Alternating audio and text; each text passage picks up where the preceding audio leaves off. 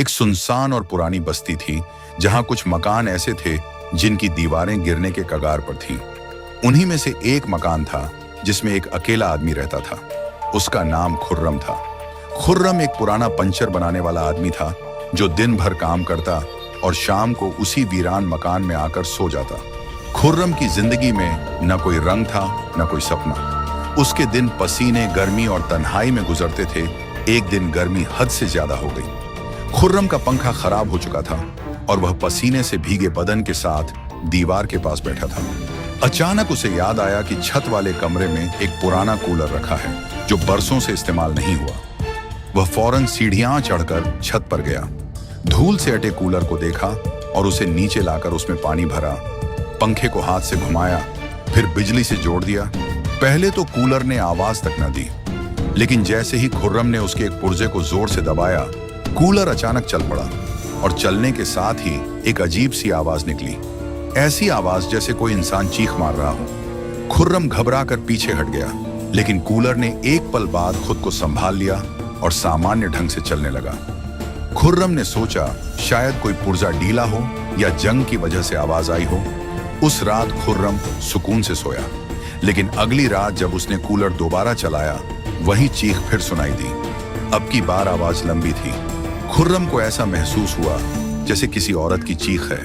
वह डर गया, कूलर बंद किया और कमरे से बाहर निकल गया। अगले दिन खुर्रम ने कूलर के अंदर झांका, उसके पुर्जे चेक किए, कुछ भी असामान्य नहीं लगा। उसने अपने दिल को तसल्ली दी कि यह सिर्फ पुरानी मशीन की आवाज है। लेकिन जब यह वाकया 5वीं रात भी हुआ, खुर्रम को यकीन होने लगा कि कुछ अजीब है। उस रात चीख के साथ कूलर के अंदर से एक साया भी निकला। वह साया हवा में घुल गया, लेकिन खुर्रम की आंखें फटी की फटी रह गईं। उसने सोचा कहीं यह कोई जिन्न या आत्मा तो नहीं। अगर मोहल्ले में किसी को बताता तो लोग उसे पागल समझते। लेकिन एक दिन जब उसका दोस्त जामिल उसके पास आया और कूलर चलाने को कहा, तो जामिल ने भी वही चीख सुनी। दोनों दोस्त डर गए। जामिल ने सुझाव दिया कि किसी मौलवी या तांत्रिक से बात की जाए। खुर्रम ने मोहल्ले के पुराने मौलवी साहब को बुलाया। मौलवी साहब आए, कूलर के सामने बैठे, कुछ दुआएं पढ़ी और जैसे ही खुर्रम ने कूलर चलाया, वही चीख गूंजी।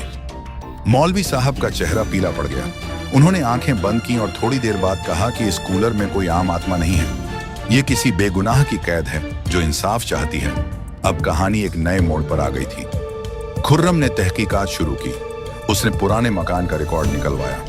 पता चला कि इस मकान में 20 साल पहले एक परिवार रहता था जिसकी बेटी सलमा गर्मी की वजह से मर गई थी। उसके कमरे में यही कूलर था।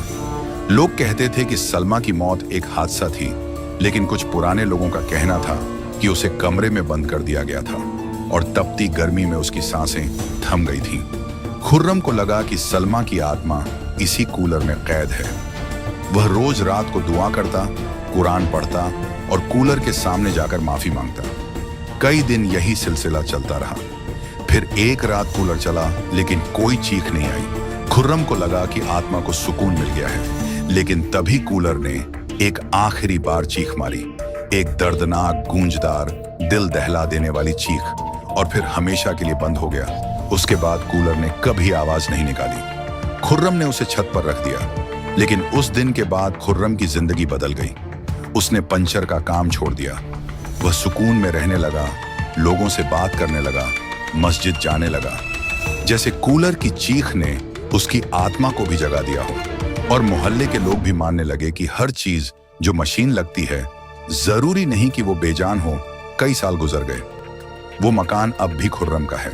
कूलर अब भी छत पर पड़ा है, खामोश, बेहरकत। लेकिन कभी कभी रात की खामोशी में हवा के साथ एक हल्की सी चीख सुनाई देती है, और लोग जानते हैं कि वह सलमा की आखिरी पुकार थी जो हवा में कैद होकर रह गई है। तो दोस्तों, उम्मीद है आपको ये कहानी पसंद आई होगी। अगर अच्छी लगी हो तो वीडियो को लाइक करें, कमेंट करें और सब्सक्राइब करना न भूलें। मिलते हैं कल एक नई और दिलचस्प कहानी के साथ।